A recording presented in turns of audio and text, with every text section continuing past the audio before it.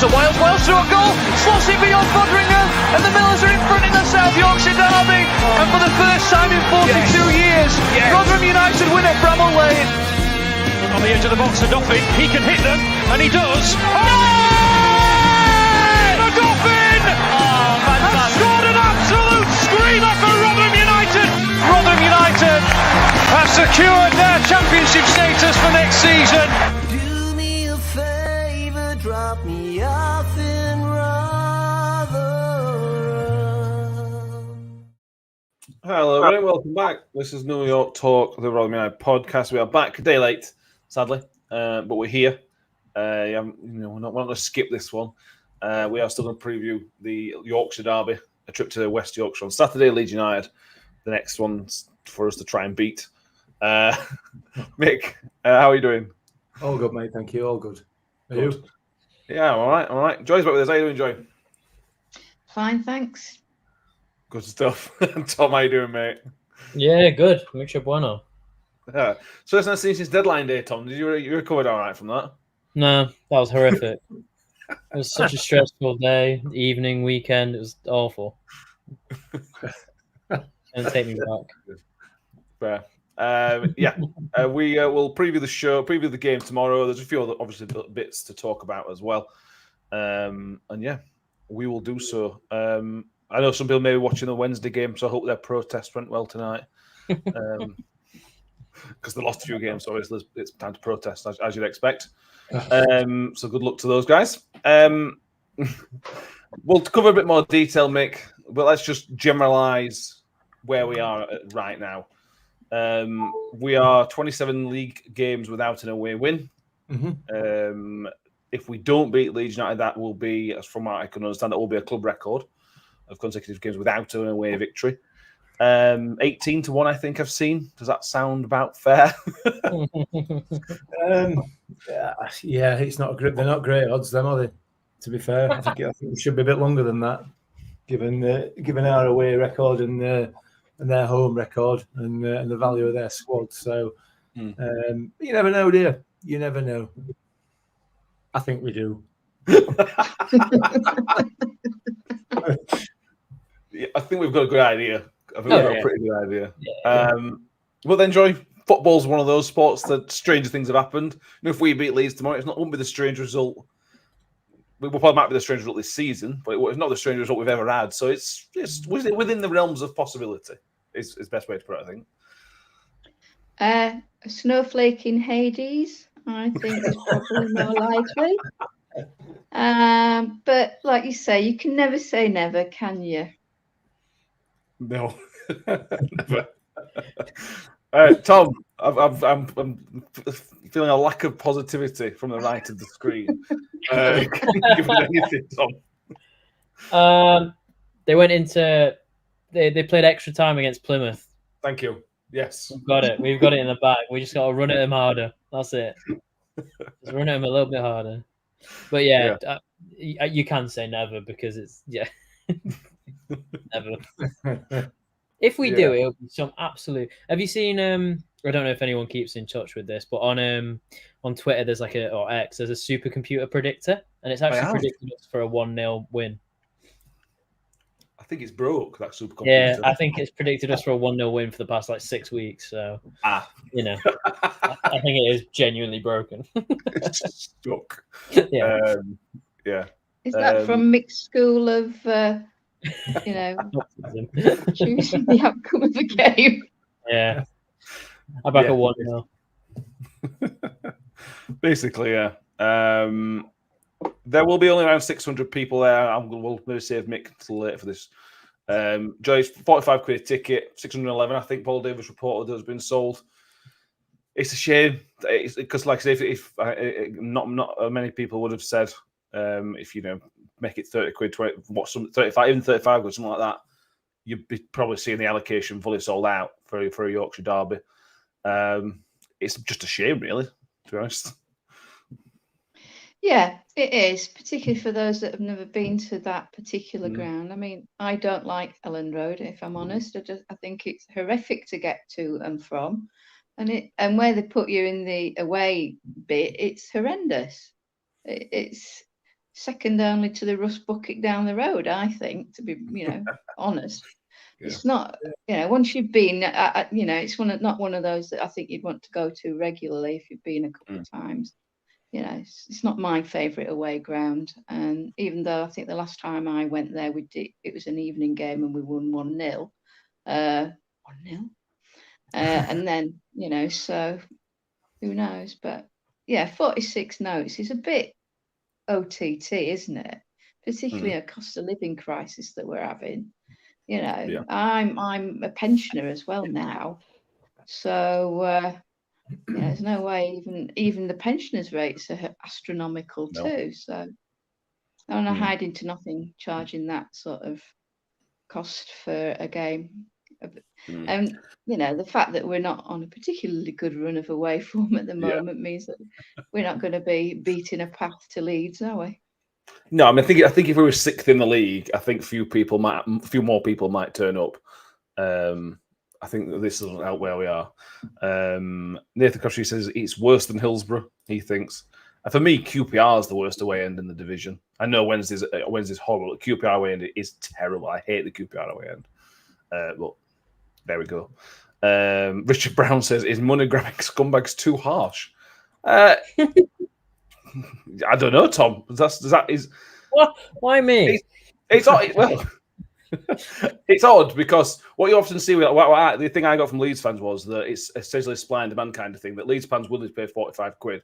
So basically, it makes good business sense apparently to do that. But then this is probably a club that probably spend 300% of their income on wages. So it's good business depending on which side of the club you look at. Yeah, I think it's interesting that the Premier League away is capped at 30 quid. Yeah. And as soon as you charge over that, then it just seems illogical. I think I know it's 15 quid less, so it's a bit more manageable, but 30 quid even is, a significant fee for any club, especially if you're getting how many would we have gotten down to, 2,000-ish, maybe less, maybe more, who knows. I might have been really optimistic there. But if you decrease the price by £15, I know it's overall you're losing a lot, but for a club of that stature, it's I don't know, it's peculiar. It's just a weird thing to have one set of rules for the Premier League and another set of rules for the rest of the English league. If it's capped at 30 quid, it's capped at 30 quid universally, and the fact that any team charges over 30 quid is part of the issue. I'd assume. I don't know. It's weird to think of football in a business sense because that's the road that it's going down, but it's not a great road to talk about. I don't know. It's weird. I think if we charge 45 quid, if the shoe was on the other foot, so to say, and they're in a good position, I think they would have sold it out. And I don't know. It's weird, but I completely understand people who haven't gone. Yeah. Mick, any thoughts to add on what you've already mentioned in the past? No, not really. We've still got Leeds supporters trying to justify it and trying to blame Rotherham United for it, which is just stupid. Claiming it's a reciprocal pricing agreement, which it isn't. It's a reciprocal. You give us something and then we'll give you something. It's not the same. If it was a true reciprocal pricing agreement, they'd charge 27 quid like what we did. So the bottom line is, as Tom said there, 45 quid to watch a championship football match, that is not reasonable under any circumstances, whether it be home or away. It's just not reasonable, and that seems to get overlooked, doesn't it? Because it allows the opposition and a number of our supporters to have a pop at our own club when we've done no wrong. We've charged a very, very reasonable price to them coming to our place because they want to charge it what is, I don't see how it can be argued against, an absolutely extortionate price for championship football. We're bad ones. It's just nonsense. It's absolute nonsense. And if Leeds fans are stupid enough to want to pay it, then go on and pay it. I did notice in Paul Davis's article, there was some mention of a protest. It was a almost as if it's like an organised.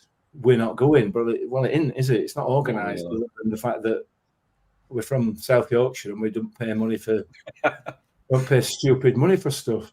If they want to do that over in West Yorkshire, that's entirely their choice, isn't it? But we don't do that here. No, and it's not. I assume it's not. If anybody's organised something, I'm unaware of the organisation. Yeah, I mean, just not paying. Let's be fair. Even Chancery, Mr. Moneybags himself, didn't charge anywhere near that this season. Correct. And unbelievably, he made more money than had he charged 40 quid a ticket. Who'd have thought of that? Eh? Yeah. Well, there you go. Harry says it on iFollow or people, so people can watch. Or is it it's audio only 3 o'clock. There's during the blackout, so there'll be no game, no live game to watch. It would have been good if the club had done like a beanbag kind of thing, for lounge or whatever, something like that. It would have been quite good if they could arrange something bearing in mind the prices. But it is what it is. We've been wanting live for Leeds, wasn't it? That. Yeah, well, that's what I thought. I mean, really good. Charge 30 quid though. Charge a normal price for it. What we could do is we could all put 40 quid in a bucket, go down to Curry's, buy a big telly and a dodgy stick, and put it on in car park. just That'd be quite funny. Yeah, Charge people 25 quid to get in. Yeah. I like it. I can see a plan formulating. It's a shame we thought about it this late on. Yeah, it is. A couple of bits of news today. The one big one, well, biggish one. It's not big, is it? The squads have been announced, basically. Harry sums it up by saying, bye-bye, Ayala. Just a shame we had to register a 16-year-old so we could get the free agent. Yeah, Daniel Ayala's not registered in the squad, along with Andre Green, because he's out till October, I think. He played 4 or 5 games, Joy. Half of those resulted in a red card. It's just another it's a gamble that didn't pay off. It's another, sadly, for Matt Taylor, because obviously he brought him in.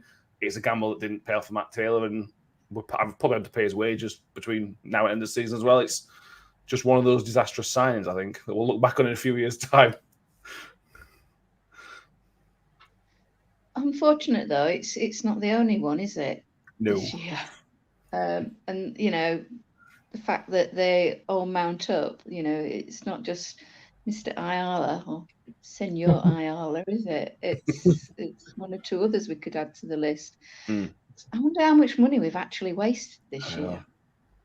I dread to think. With our director of football in his recruitment hat. So, yes, moving on swiftly.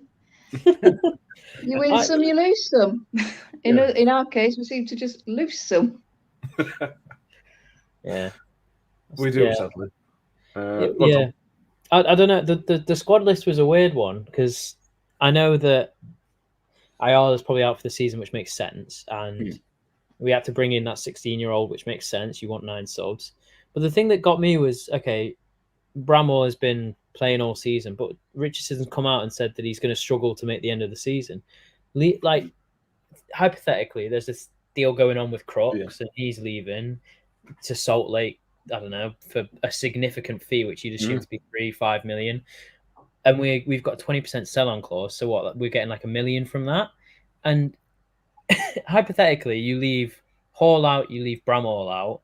With that £1 million, you can go out and get a free agent for half of that on a wage that at least they'll play some part. Not saying that I don't like Bramall or I think he's not good enough, whatever. But if he's physically not gonna play until the last 2 games of the season, you'd rather keep him out for his own sake and brings, I don't know, thinking about, obviously there's so many moving parts and it's all going to be a difficult thing for them behind the scenes, but all it took was 5 minutes to go, hold on, if this happens and that happens, and then we can maybe do this. And it seems like a bit of a bizarre decision to fill up the entire 25. Why did I say 30? Anyway. But you're right, because you could have added him. So if you didn't, let's say you didn't include Bramall and Hall, because we don't know when they're going to be back, and only named 23, you could have added Bramall and Hall at a later date, assuming they got fit again. I think that's an interesting point, mate. It's Matt Taylor was very keen to use the free market. He used it twice with Tyler Blackett and Ayala. One more And session. Lucas. And Lucas. Yeah, and Lucas. Yeah. Mate, it's just, I don't know. Interesting point. It is. It's a shame. It's a shame that Ayala's tenure with us turned out as it did, because he's a quality footballer. There's no doubt about it. He's a quality footballer. And he can be a leader on pitch as well. Unfortunately, his head just wasn't there, was it? So, yeah, in hindsight, it was a mistake. You know, had he not got those red cards, then arguably it possibly wouldn't have been, because, like I say, he's certainly got a better quality about him. But, yeah, I'm not particularly sad to see him go, just because of the liability that he became. And obviously, like you said, the injury is such that he probably wouldn't have played again anyway. So, it is a shame that we've not left a space free, though. I'm surprised at that. I'm really surprised at that. And you would have thought that had we have the opportunity to dip into the free agent market, you know, if something comes along now, we're scuppered, aren't we? Yeah. So, unless we can drop one out, and it's fixed once it's in, it's in. Yeah.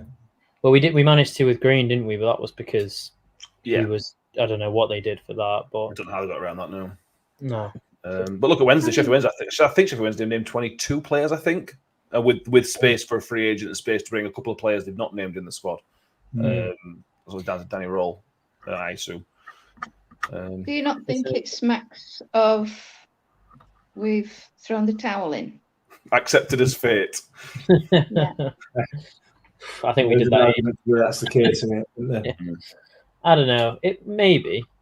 I think that's your first thought, isn't it? Is that they're not really. This is it. This is the squad. This is the wage. Everything that we get from now on is going to be used in whatever league that we're in, League One. But whatever league that we're in next season is whatever we've got left over now. So if we do end up getting the Crux money or Ayala, we stop paying his wages for whatever reason, all that money is not going towards anyone else. It's just going to go towards next season, which might be a financial decision or it's just, it's obvious, you know, we can easily sit on the external and go, well, why the hell didn't we leave someone out? But it's easier said than done, isn't it? So. It is. Let's move on to a bit of team news. Shane Ferguson is back available, essentially. We could see Shane Ferguson back in the squad. We did see Cam Humphries back in the squad last week. And obviously, we had the three loanies, Wyke, Rinomota, and Siriki on the bench. Mick. That's from a week ago, or from before the 31st, on the 31st January. That's 5 extra players we've got to select from. I know three of those new signs, but obviously two players coming back, and maybe Tyler Blackett might not be too far away. We're going to be leaving out players from the matchday squad, which I don't think we've done that all season, and that's a luxury that Liam Richardson will probably looking forward to. Yeah, I would imagine he probably is as well, and it's quality players as well. It's not just people making up the numbers. Obviously, but it's difficult to be positive about that in terms of the new signings. But certainly in terms of Fergie and Cam Humphries, you've got 2 quality players there who will certainly add something to the squad. I've no doubt the other 3 will as well. So yeah, it's a position we could have done with being in about 3 months ago. And that it's probably too late now, arguably, but it's a good position to be in. If, like I say, a little late. Yeah. Fergie and Cam Humphries, Joy, are 2 players. You don't want to rush them back, but they're really important to get back. Cam Humphries, because of the obvious, because he's Cam Humphries and he's a brilliant player. But Shane Ferguson, for his set-piece ability and his ability to cross the ball, unlike most others in the squad. So if you want to play Hugo, if you want to play Wyke, if you want to play these players, you've got somebody who can actually put a good ball into the box. And then it just gives us another way to attack the opposition. I think that's key to get Fergie back in, integrated back in the squad as soon as possible. I think both need to be integrated in as soon as practicable. But like we say, they're coming back from long-term injuries. We can't rush them. Otherwise, that would just defeat the whole object of them being part of the squad. Who was it who came back in the Premiership? Elise, wasn't it? Put him on for what 30 minutes, and he's knacked now for the rest of the season. So you've just got to be wary of, what's their health situation is, what their physicality is, and not push them too much. I mean, this is the balancing act we've got to do, I think, going forward, isn't it? Are we in this position now? Are we accepting what is likely to happen going forward, and therefore planning for next season? Therefore, where do Cam Humphreys and Shane Ferguson stand going forward contractually as well? So, I think there's lots of things to be considered, and rather than just chucking them in at the deep end, as it were. So, and that's what Richardson gets paid for, isn't it? Yeah. Harry says, thing is with Fergie, he will play left wing back, which he isn't the best at, better pushing up the pitch. Yeah. I get that. I think that's right. The problem with Fergie for me, Tom, is he just lacks the pace. I think everything else is brilliant. He's a really good defender. He can get forward, but he lacks that pace. But I just think he's a better overall. He's a much better overall player than Cohen Bramall, for an example. Cameron's got the pace, but Fergie does everything else better than Cohen Bramall. So I think from that point of view, I think he's an upgrade in terms of how the overall team sort of functions, if that makes sense. Yeah, and not exactly like we're flying forward with numbers at this point, is it? Anyway, No. So it's he's obviously a good player, good set piece take, a good crosser of the ball, good technique, etc. But I agree, but he's a better winger than he is a wing back, which means you can change the formation. I can see that. Femi being played as a right winger, maybe potentially. It's one of those where it's a very defensive, like, four at the back, where your wingers are essentially your fullbacks. I don't know. There's things you can do and ways you can change the team now. So there's no excuse on that front. If he does as Taylor does and sticks to the same formation with no real gumption behind it and no real nothing really behind it, that 4-3-3 or whatever it was, or 4-2-3-1 or whatever it was that Taylor played, and we just couldn't do anything with it. And it kept happening again and again and again. I think drove a lot of fans insane. So if Richardson keeps doing this 5 at the back and 3 holding midfielders in front of them and 1 up top, it's going to get on a lot of fans' nerves really quickly. And I don't know, I think it's worth changing it about relatively soonish and just trying something else. You're right. On Cam Humphreys, Mick, this is an interesting topic. So he's got at least a year on his contract. There's always a chance that he's got an extension clause. Very nice. It was Paul Warne that signed him, and Paul Warne loved an extension clause.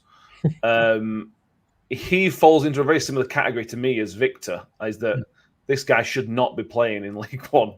No. Now, what's going to work against Cam Humphreys staying in the Championship is his injuries. For both seasons, he's had fairly significant hamstring injuries in 2 seasons now, which is going to put some people off.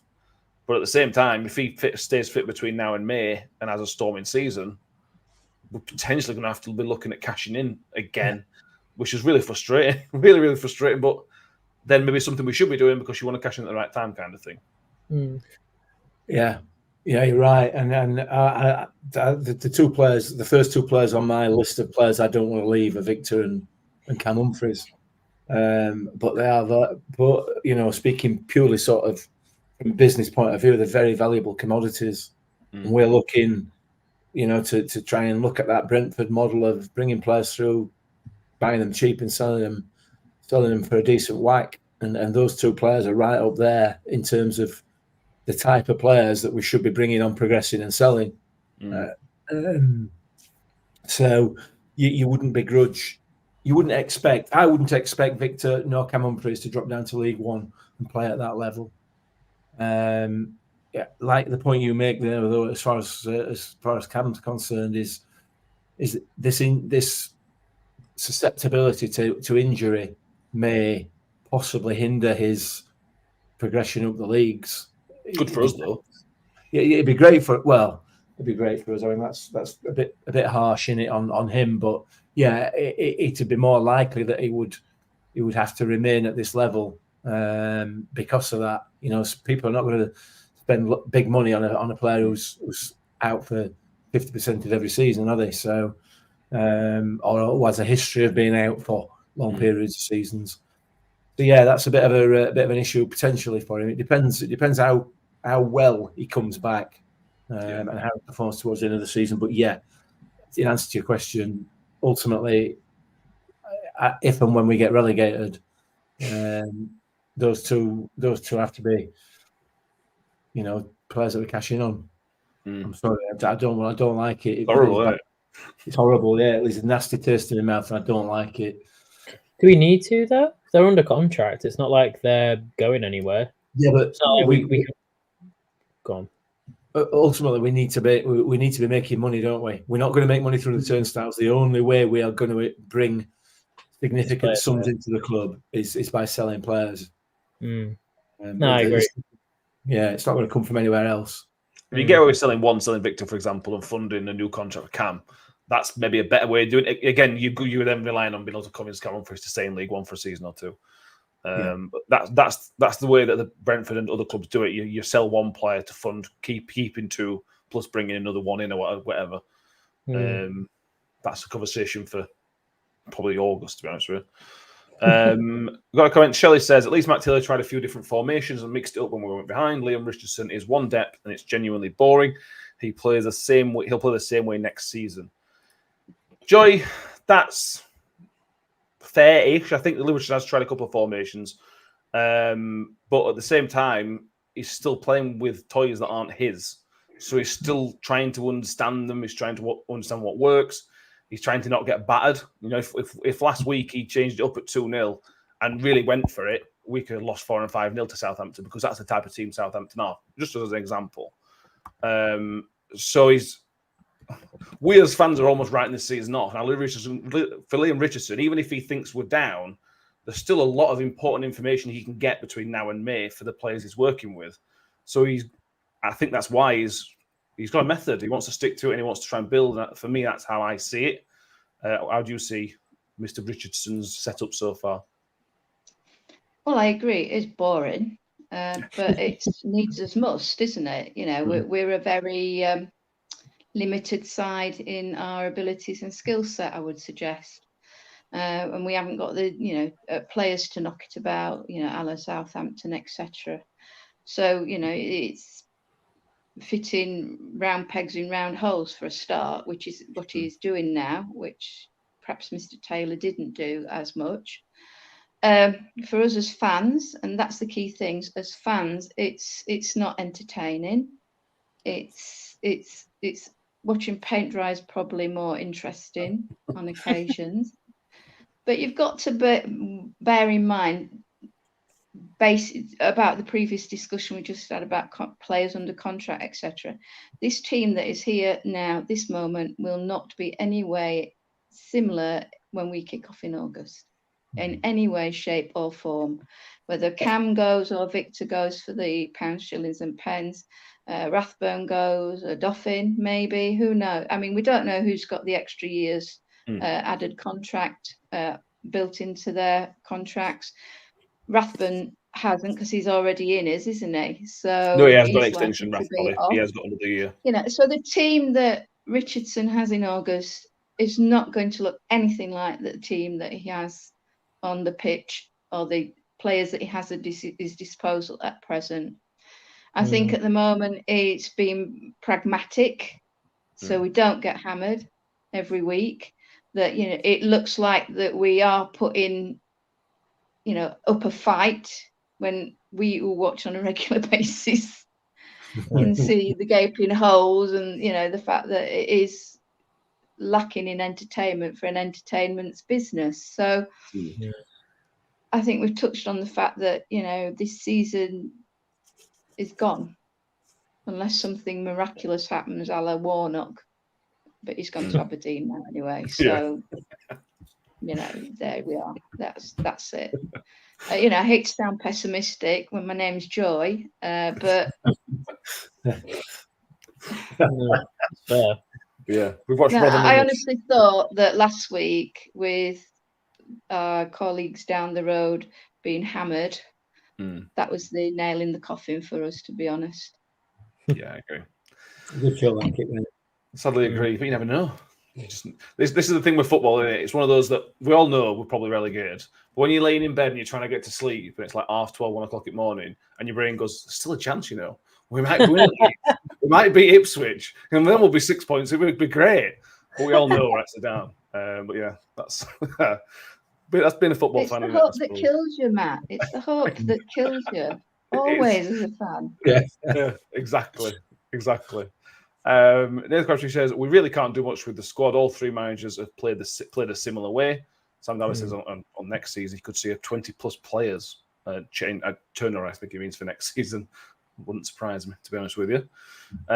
Shelley says, when we're losing 2-0, what's the harm in trying something else? Put them extra man midfield, move Hacks forward. I think, Tom, and again, I'm trying to guess for Liam Richardson here, is that he's trying to build some confidence back up into these players because they have been and they are on the floor. I think he's trying to build them up and try and convince them that they are decent footballers because it looks like someone are questioning whether they actually think they are. I think to lose 2-0 to Southampton's not a terrible result. Southampton are a brilliant team. So 2-0 is not a terrible result. Losing 5-0 to anybody just takes anything that he's built up in the last 2 weeks, it just shreds it all to the floor. So to defend him, I think that's the plan of just trying to build them up a little bit at least. No, it's a confidence thing. When people are confident, they play better, and it's a simple psychology. And as much as any player might like to say, "Oh no, look, we're still fighting," all it takes is to look at the table and see 3 wins and think, well, and one of the lowest point tallies that there's ever been in the Championship, and think, well, are we actually worth it, and all this, that, and the other. So the confidence is obviously a major thing, but it's a tough gig because you can argue, put an extra man in midfield or do this and do that, but at the end of the day, we didn't have the players for a start, and we weren't good enough as well. This formation isn't a bad formation per se. Warren used it in League One, and it was fast attacking wing play, and it was good to watch. And it's just tough at the minute. Obviously, everyone likes to argue, "Oh, let's see what happens when he gets his own players in," but it's not going to happen. Just got to make do. I think losing Hacks was the biggest thing for us from midfield because we just don't have a presence anymore going forward from box to box regions. It's a tough ask for anyone really, and it's a horrible place to be.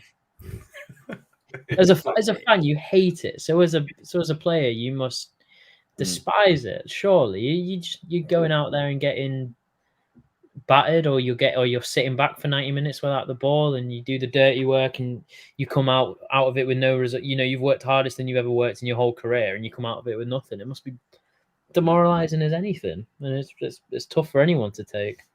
Yeah, absolutely. I completely agree. Let's move on to what to expect Saturday, mate. Because we played Leeds 3 months ago, whatever it was, at New York Stadium. Picked up a 1-1 draw. Well, spells in that game where we were on top. But there were also spells in that game where Leeds, if they'd been a bit more clinical, they could have won 3 or 4-1 up by half time if we include Hacks' goal. So this is a proper team we're playing against. This is a team that on their day are the best team in the league, on their day are a Premier League team, but we've shown that they are get-atable.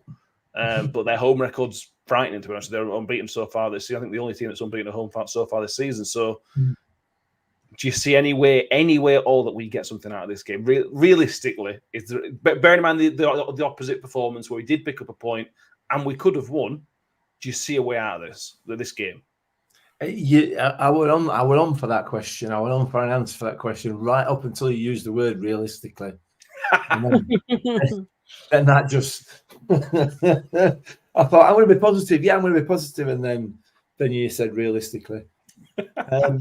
Realistically, no, I can't see us getting anything out of the game because of all the things that you've just said there. But on the flip side of it, what you also said is that they are get-atable. They're not prime Barcelona. They're not even prime Southampton. If they were, they'd be above them. But their home record is excellent. Our away record is worse than dire.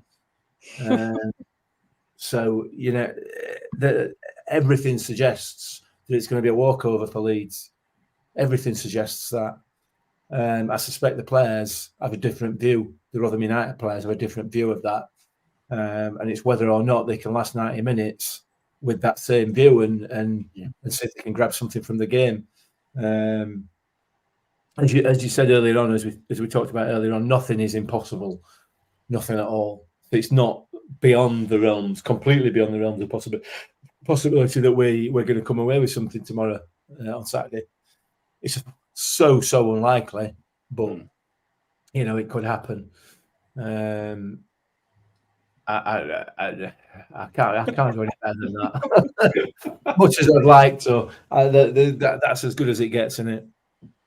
Yeah, we've become a podcast of hoping that something happens rather than thinking of how it could. Mamba says, at the end of the day, the STEM Super has stepped up a notch or two. We haven't. And since we survived just last season, it's no real surprise we are where we are.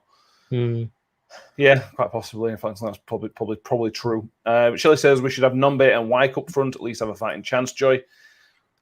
Yeah, that's great. That's all well and good. But if you take that man out of midfield, because we had the essentially four-man central midfield last week, they could rip you apart during that. Really, it's such a balancing act that Rangers has got to take. He's got to take a risk because we're 12 points adrift. We've got to try and win some games. But if you step up against Leeds and they hit, you'll be knocking us out clean, sadly, and that's the balance act he's got to weigh up. But he's not changed, has he, since he's he's arrived? He's just this pragmatic approach, playing this one up front.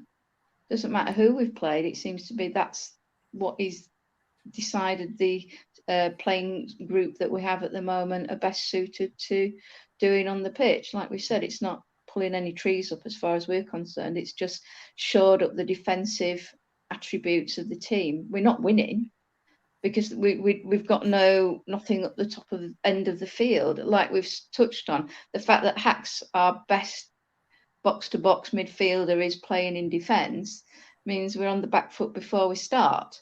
So I can't see there being much change tomorrow from how it was how we set up last week against Southampton. Maybe we get more flexibility with our substitutions, dependent on how the match pans out. We probably will see Nombe and Wyke at some point in the game. Maybe Eves, because Eves seems to be the go-to sub at the moment. And has been since Richardson arrived.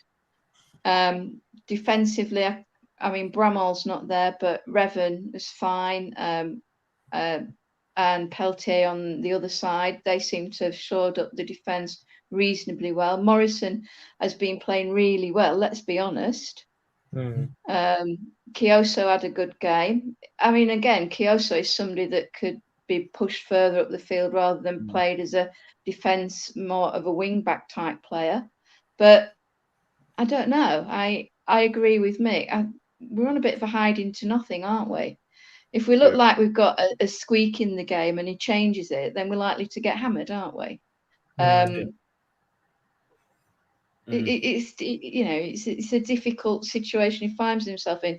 But pragmatically speaking, I can't see that Richardson is going to change the formation at all tomorrow. No. I think we'll be going out with one up front, five at the back, and the rest in the middle. I think that's fair enough, to be honest with you. With our away record as it is and the opposition you come up against, I don't have a problem with that. If we were going away to Sheffield Wednesday or Watford or something like that, then I might expect something a little bit different.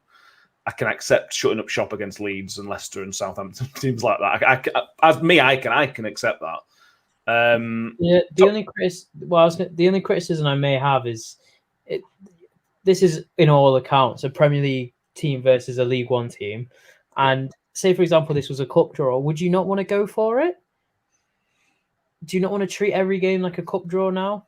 You got to stay in game, haven't you? There's no, as we saw against Fulham, you've got to stay in the game. Yeah. And we had a chance at the very, very end to almost equalise against Fulham. So from that point of view, that almost worked. Yeah, okay, I see that.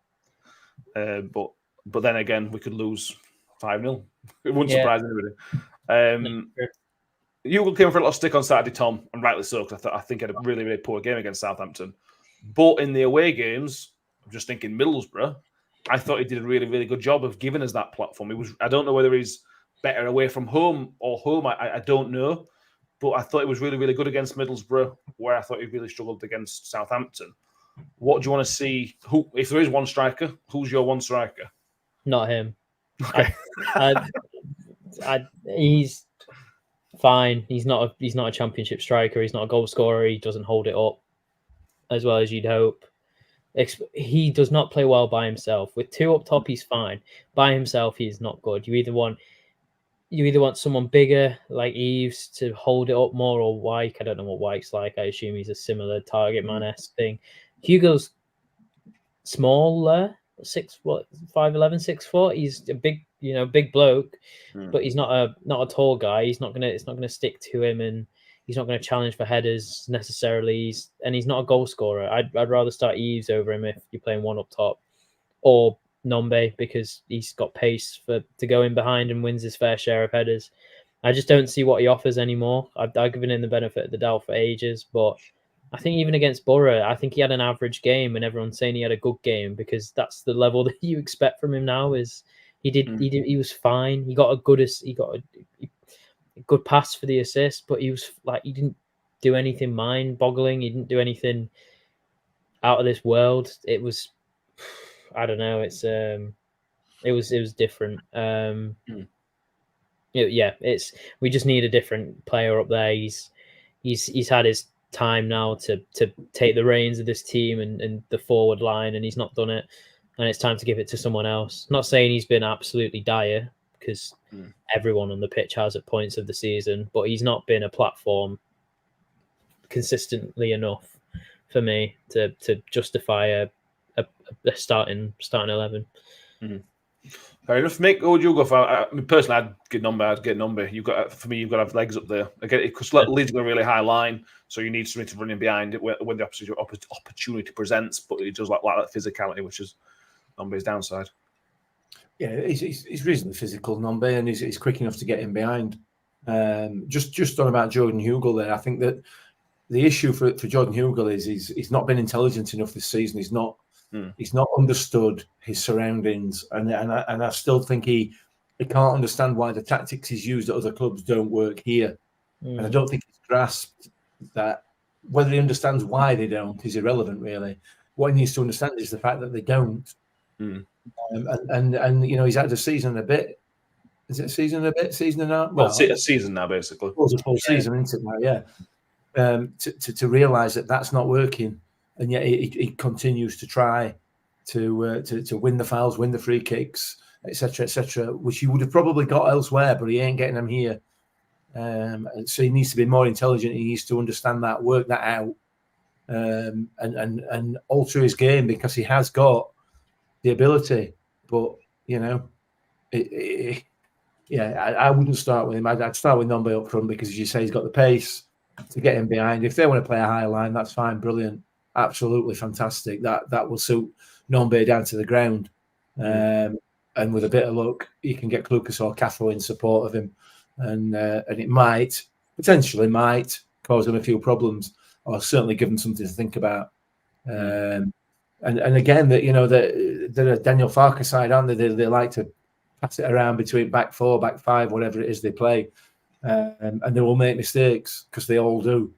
You need somebody who's going to be able to capitalise on them, and Southampton did it. Southampton made loads of mistakes at the back. Well, I say loads. They made quite a number of mistakes at the back in that back line. And Jordan Hugill's not got the pace to capitalise on that. Leeds will do the same. So we need somebody up there who's going to be able to do it. And Nombe, I think, is probably the right man for it. But he's not a goal scorer either. That chance, probably the one chance I can remember the entire game, where Kioso fired it in and he got in front of his man and put it over from inside the box. Yeah, you get opportunities like that. You reckon Georgie missed? I know he's gone now, but do you reckon he puts it over? Georgie finishes that every day of the week. Yeah, and it's not even a question. It's he's not a finisher, and his overall game outside the box needs to be better to justify a start. And because it's not at the minute, he doesn't justify a start. So why I don't understand why he still starts. If he starts tomorrow, I'd be really surprised and a little bit upset. I wouldn't be surprised. I wouldn't, you know, I'm not weeping, but you know, I think he'll start tomorrow. I wouldn't nominate to start, but I think no. Joy, just finish off on the strikers conversation. What would you do? There's always Eves, or somebody's put here. Shelley says there's always Wyke. Would you give Wyke a run out tomorrow? no, I don't think That's you always don't start. You give him a run out. I don't think you start. What do you reckon, Joy? We might see him tomorrow. I don't think he'll start. I honestly think the starting 11 that started against Southampton are likely to start tomorrow. Sorry, Tom, but I think it will be Hugill. And then, like I said, he'll use the bench dependent on how the game pans out. I think you're right. We might see, you know, Riminota as well. We might see Sariki again, and we might see Wyke. We might see Cam. We might see Fergie. I don't think we will, but no, with Cam and Fergie, but definitely we will definitely see possibly the 3 low knees. I wonder if it's a silly game to risk people like Cam Humphries and Fergie in. It's not. It's one of those where it's not our fight, but you don't lose the game. But if you bring him in injured against Leeds, what have you gained from that really when you're probably going to lose 3-0 anyway? Manuel says on last week, stay in the game that we played 5 at the back at Southampton and we're out after 3 minutes. Out of it due to we went out of it because we went 5 at the back. We were out of it because of a stupid defensive issue from a set piece. I wouldn't say 5 at the back contribute to the early goal. It did to the second goal. I mean, you could argue if Hugill had put that relatively simple chance away, we weren't out of the game either. Well, no, exactly. You know, and I personally don't subscribe to that point of view. You know, and these teams that we're playing against will make mistakes. They will make mistakes. They do it all the time. We are not capitalising on that, and that's got nothing to do with how many we're playing at the back. It's to do with the pace we've got up front and how / if we actually employ any sort of press. You know, and that's what, in my view, in my limited knowledge of football, when you've got teams that are going to be playing the ball about like these lot do, you have to be effective and press. You can't sit back and let them try and pick passes out and make the runs from deep, which is what Southampton did. Had we pressed effectively, that second goal the ball wouldn't have even got through there. But anyway, for me, I don't necessarily agree with that, but it's about opinions, isn't it? Yeah. You know. Let's do ref watch. We have a Madley, not Bobby. This is Andy Madley, Bobby's brother. That is refereeing us. We haven't won under Andy Madley. 4 losses, 3 losses, 3 draws in his refereeing. Last referee does in COVID when we're home lost to Luton Town in 2020. He is a Huddersfield fan, apparently. Take from that what you want. I don't know if that means anything. It probably doesn't. But you know, if Leeds lose tomorrow, they've got to have something to cling on to. And the fact he's a big Huddersfield fan, they can have that, can't they? Yeah, they'll be able to use that one, won't they? Yeah. Is he another Premier League referee? Andy Madley? He's very highly thought of. How can we suddenly getting a glut of Premier League referees? Is it because of the opposition we're playing? We're playing Premier League teams essentially, aren't we? That's why. Why do they get the Premier League referees and sort of Rotherham, Sheffield Wednesday don't? You know, just asking. Is it European? He's done the Conference League, a couple of Conference League games and Champions League games this season. Yeah. You say that, Mick, but have you seen Anthony Taylor? He's absolutely woeful. If we had Anthony Taylor do one of our games, oh God, it'd be horrific. On refereeing, we may as well cover this off because it's a good chance for me to get annoyed.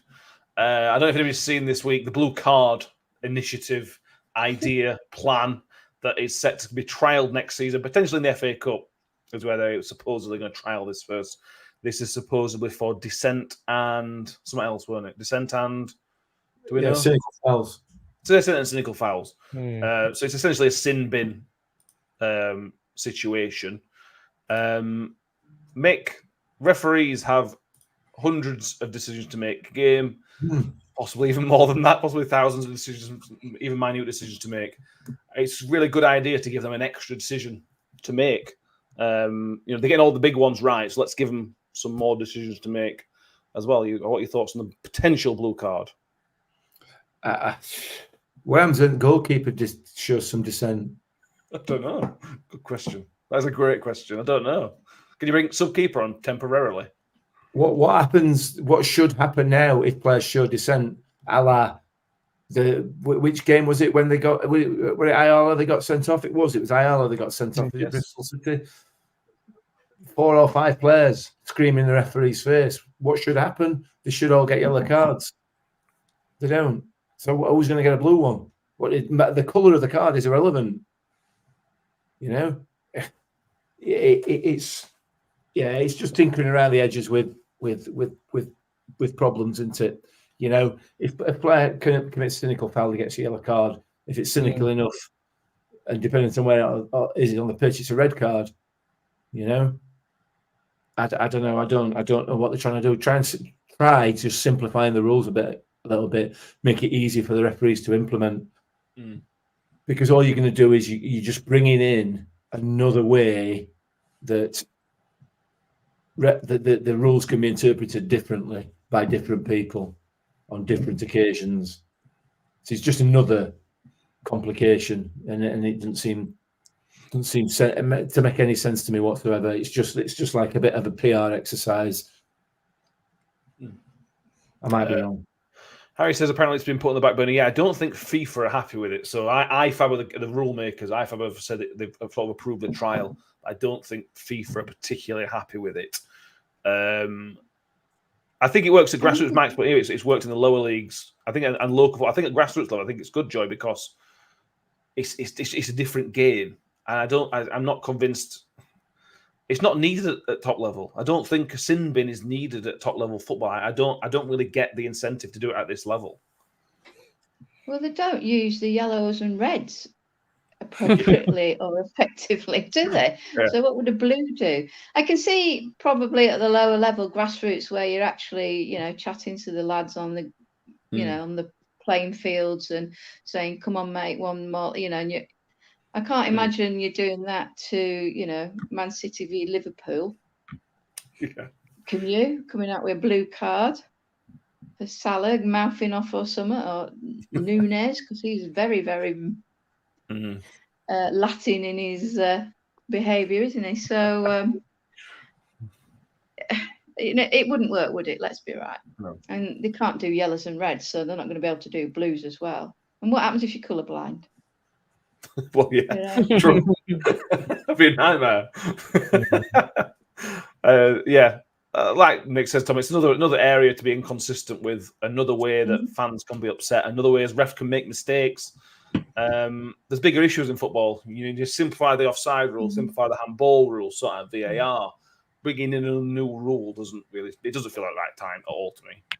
No, it's not a bad idea. It's to stop dissent and to tell people, if you get dissent, then you're off for 10 minutes. It's not a bad idea, but like you said, Mick, it's what happens if the keeper dissents? Do you have to put someone in net for 10 minutes? That just completely ruins the balance of the game. And like working it in Sunday League is because to them it matters, but it doesn't. It doesn't matter to hundreds of thousands of fans across the country. If City and, like you said, Joe, if City and Liverpool are playing and, I don't know, Trent mouths off at the ref and suddenly Liverpool don't have a right back for 10 minutes, City, you're going to punish that and put 2 past them. It can be a big difference. With rugby, you've got 15 players and 14, it's for 10 minutes. It's not the worst thing. It's slower as well, isn't it? Yeah. This is much slower. It isn't the worst thing in the world playing with one less in rugby than it is in football. That's the only difference that you have to say. I think in terms of rugby as well, and I'll stand corrected on this. I don't fully understand. So this is going to sound like I'm contradicting myself there, but I don't fully understand the rules of the game in rugby. However, the way that the referees explain the rules of the game, they seem to be far, far more black and white. Rules. Rather than what the laws of football have morphed into over the last few years, which are just, they are. It's almost as if they're written by lawyers. You know, they're so complex. Whereas in rugby, it seems to be a bit more straightforward. So that I can see why it would work there. And I'll be honest with you, I ain't got a problem with the sin bin idea per se. Okay. I don't necessarily have an issue with that. Drop a team down to 10 men for 10 minutes, not an issue.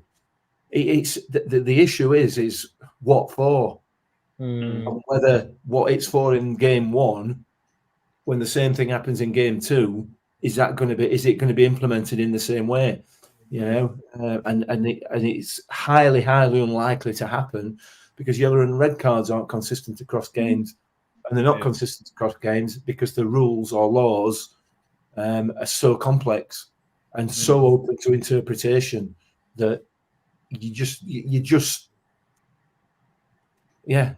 see to be. I mean, Mike put it in the comments there. You know, the laws of the game in football are and will continue to be in the opinion of the referee. Bringing an opinion into it straight away, you're losing consistency. It either is or it isn't. And the more of that you can bring into the game, the easier it's going to be to officiate, and the easier it's going to be for fans to understand why decisions are made. Yeah. Let's see what happens. I mean, it's not the first time they tried bringing in the dissent rule, didn't they? Back in the day, when if you dissented, the opposition got a free kick and it was brought 10 yards forward. If you dissented, it got moved 10 yards back. There's been a few other ideas. Just use the yellow cards. You know what I mean? But it's the consistency that's the issue. As we say a million times a season, when it's talking to referees and elsewhere. But anyway, let's do some predictions to finish off. Mick, 2-1 to the Millers? Yes, indeed. You think we're going to score 2? Even if we might win tomorrow. If we win, we're not winning 2-1, are we? Hey, at least I'm not predicting we're going to keep a clean sheet. All right, fair enough. Fair. Tom? I'm going to go with the supercomputer. So I'm going to say 1-0 Rotherham win. We've got 2 Rotherham wins. We've spent 57 minutes, right, talking about how we're going to lose. There's no way in a million years Rotherham are going to win this game. 2 Rotherham prediction wins. Okay. The supercomputer doesn't lie. It said 4-3 to Bristol City, who'll get it in whoever they're playing. Fair enough. I hope all of them happen tomorrow. Joy, Rotherham win? No. Fair. I'm basing it on their midweek game against Plymouth, and they won 4-1, didn't they? With half the team missing. Oh. And then they put them all on in extra time, and they all scored, didn't they? So 3-0 Leeds. 3-0 Leeds. Yeah, I can't really argue. I'm going to go 2-0 Leeds. No, they're going to be shattered. They're going to be shattered from playing extra time. Yeah. Now, they went down in an aeroplane. They were back in there and back in 5 hours. You know, they're millionaires, aren't they, these lads? They play for, was it Crescencio plays for Holland? You know, he only did, 15, 20 minutes, didn't he? Scored one, made one. The other one that came on scored one, made one. They only had 20 minutes, didn't they? Yeah, whatever. They still had to go. Yeah, charging £45 a ticket, they can go on an aeroplane, can't they? Yeah. That's what it pays for. That's exactly what it pays for, yeah. Craig Miller says, can tomorrow be the day we kickstart our season? We just hope we give it a good go. Let's hope so. Tobias, ever the optimist, says we're going to win 1-0 with Clucas in the 74th minute. He's only putting that because he thinks his son's going to keep a clean sheet. It's 10 o'clock in Sweden. You have to pay him a bonus if he keeps a clean sheet. I just imagine it's 10 o'clock in Sweden. How much beer as Tobias will have had tonight? So that's probably positive. Jason Nick Gaming says 2-0 to Leeds. Harry says 0-1. Odds are against us. A goal in 5 minutes and everybody behind the ball. Nickel Juice says 1-0 to Rotherham. Harry says 4-0 to Leeds. Steve Gunner says 2-1, as does Harry, 2-1 to Leeds. Not copying Mick. Mike the Miller says he's learned his lesson from last Saturday when he predicted us to win. Stupid me. Absolutely no chance. It's just the margin of defeat for him. Fair enough. As always, with the away games, back on Sunday night, find a positive, happy, funny moment from Saturday. Just something we can cling on to. Because if we're going to lose 4-0, whatever it's going to be, just find something you can grab onto. I've got one already. Go on. I've got one already. At least 2,000 people from Leeds are having to pay 45 quid to go and watch this game. That's got to be a positive. Yeah. That's funny. Yeah. That is funny. I like that. Yeah, anything you can get. Doesn't have to be football related, just during the game or post game, just shortly after the game. Something happy that we can pin our season on, to be honest with you. Although, you never know. We might win. You never know. We won't. Make sure you check out the Scan Report. That was the LS11 podcast. That's out on the YouTube channel. Do subscribe. Back to normal schedule next week. Mick's not letting us down next week, so live on Sunday for the review of the Leeds game. We're playing midweek next week. There's 2 games next week. So Tuesday night we're at home to Hull. So there's that to get another game for us to lose. Competing. That'll be next week. Well, I'll try and get another scouting report done for the Hull City game as well. And then there's back-to-back home games with Watford next Saturday. So usual schedule back from next week, all being well. Anything else, guys, we need to mention tonight that we haven't done so already? Not for me. No. Pigs are winning, though, aren't they? Sadly. Yeah, not for long. Yeah, they're not playing well, though. Yeah. Hopefully Birmingham. I know John Merrill's not in the comments tonight. But if you watch this back, John, and you've lost, just don't watch it anymore. We're unfriends with you. Please make sure you subscribe on YouTube and iTunes, Spotify, whichever one you're watching or listening on. Give us a 5-star rating in iTunes, Spotify, if you can do as well. Mick, thank you very much for being tonight with us. Being with us. Very welcome. You're very welcome. Thank you. And Joy, thank you very much. It's always fun. Yeah, thank you for having me. And Tom, as always, mate, thank you very much. Yeah, always fun. Real. Thank you, everybody. Keep being happy. Up the Millers. It'll be fine. We'll see you soon. Cheers. Slides into Wales through a goal, slots it beyond Fodringer, and the Millers are in front in the South Yorkshire derby. And for the first time in 42 years, Rotherham United win at Bramall Lane. On the edge of the box for Doffin, he can hit them, and he does. Doffin has scored an absolute screamer for Rotherham United. Rotherham United have secured their championship status for next season.